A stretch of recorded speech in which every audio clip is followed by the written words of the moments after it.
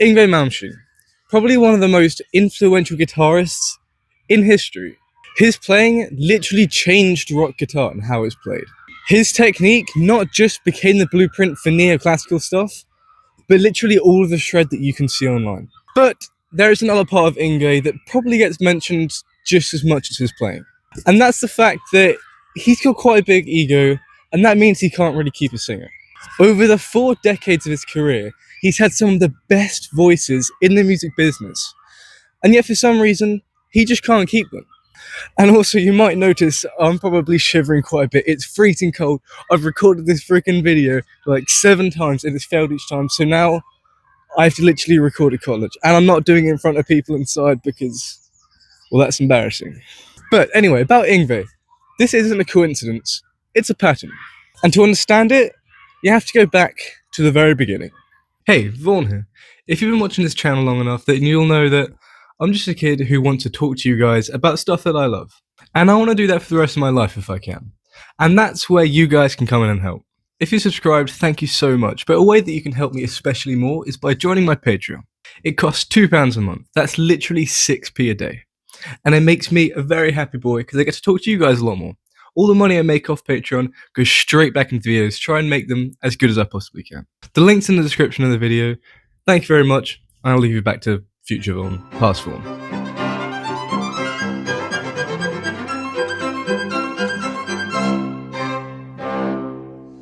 So, like what I said earlier, Yngwie's from Sweden, and he moved to the US in 1983. And before he had a solo career, he played with an amazing guy called Graham Bonnet. And that was in a band called Alcatraz. And Bonnet, he was already an incredible frontman from a previous band known as Rainbow, a band that's going to come up a lot in this video. He was confident, he was direct, but he was very much used to being the frontman and having his way with what the music was going to be. And so, not long after Yngwie came to the US, they made their debut album, No Parole for Rock and Roll. And it did very well. And people noticed the Swedish in-your-face guitar. And they noticed it pretty immediately. But that was the start of the problem. When playing live, Yngwie's solos got longer and they got more complex, and it became a more central part of the show. From Graham's point of view, that balance between frontman and the lead guitarist was completely gone. In Yngwie's point of view, he was being limited in the guitar that he was actually able to do in albums and live shows and all that jazz. Both men wanted control of the spotlight. And as you can tell, the situation just didn't improve. Arguments became normal conversation. Eventually, the band fired the Swede. Well, they might have fired him, he might have just left. In whatever way, he left the band. This moment matters because it shows early on, Yngwie doesn't massively work well with people. Especially when that person wants to be the main figure on stage. And so, instead of adapting, Yngwie just changed the setup. And so, Yngwie becomes the band leader. When the Malmsteen started his solo career, he brought in a guy called Jeff Scott Soto, an absolutely amazing, powerful, awesome voice. And this started off Yngwie's solo career, or Yngwie Malmsteen's solo career, or Yngwie J. Malmsteen, or Yngwie Malmsteen's Rising Force, or Yngwie J. Malmsteen's Rising Force. He went by all of those names.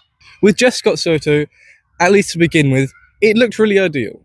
Soto had a strong voice, a really great range, and was obviously a very, very musical guy.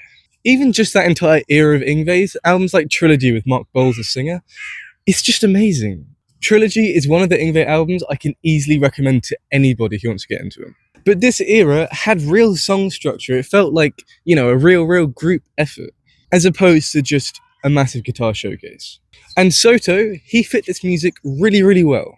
We controlled everything. The song structure, the arrangements, even the direction of the band as a whole. But that made Soto feel like he was more of a hired gun than he was an actual collaborator. From Yngwie's point of view, that made sense. The project, while it wasn't a guitar showcase, it was centered a lot around the guitar. Like how when they wrote a song, it would be the guitar and then everything else would underpin it. And I'm sure you could probably already tell, but eventually Soto left the band. And this breakup is still widely debated because it worked really well. It sounded balanced, it sounded complete. But Swedestein, he chose control over collaboration. And that choice defined his entire career. So, who came in next? Jolan Turner entered the world during Odyssey. This was not an unknown singer joining the band. This was, you guessed it, another Rainbow frontman. Again, he was experienced, he was confident. but Turner was used to actually having a say in the music that was being created. And Odyssey is such an amazing album. It's one of Yngwie's most song-driven recordings. It's not the fastest or the flashiest, but it fit really, really well. And for many fans, this was the ideal link between all the shreddy, cool guitar and also all the good songwriting. So, why did it end? Jolan Turner, he didn't want to be a passive member of the band. He had opinions, he wanted involvement. Is it really that crazy to think, I want to have the music that I'm writing be me? No, that's not crazy at all. Unless your band member is Yngwie. Joe said Yngwie wanted complete control of the band. And Yngwie thought Joe was just pushing them into commercial success as opposed to actually feeling the true music. Neither view is unreasonable when you think about it. They simply just wanted different things. And that split did hurt a lot of fans because, again, the music was just amazing. And it was showing what Yngwie could do when he had amazing collaborators with him. Too bad, Yngwie doesn't want collaborators. And especially, he doesn't want to share that spotlight with anyone else. So, what comes after Jolan Turner? This is what I call the Revolving Door era because there was no specific names that stayed long enough to show how amazing they were as a member of the band. And after Odyssey, the pace changed really quickly. Singers came and went really quickly. People like Michael Vosquera and Goran Edman that had quite short tours and quite short runs with Yngwie. People like Goran Edman made incredible albums, like Eclipse. That's my absolute favourite Yngwie album. Purely because it's just got such amazing songs in it. And if you haven't listened to that, go listen to it. But at this point in Yngwie's career, all the stories kind of just start sounding the same. There was very little input from the singers, and if they did want input, they were gone. And that was a very, very clear hierarchy in Yngwie's world, one that was necessary for Yngwie to bring forward the dream that he really had. And it was very, very clear that this wasn't a band. This was Yngwie Malmsteen plus others.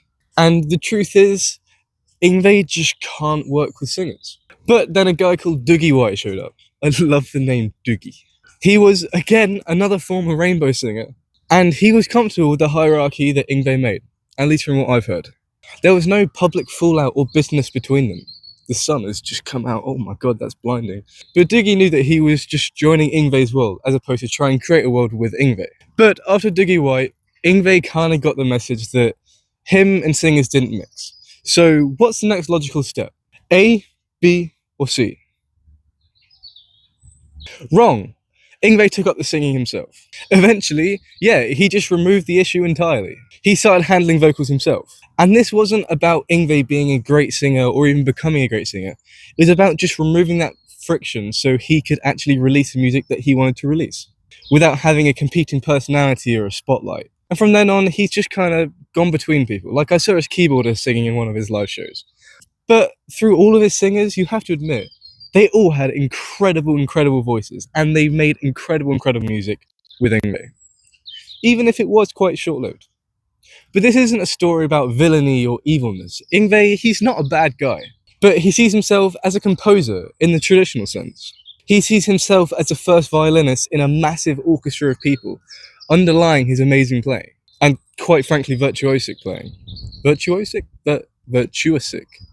I don't know how to say that word. But in a rock sense, that's not how music works. The singers are usually the frontman, and they want that spotlight because, they're the singer. And that clash between traditional and new kind of music is probably a big reason as to why Yngwie never managed to get what he really wanted with other people.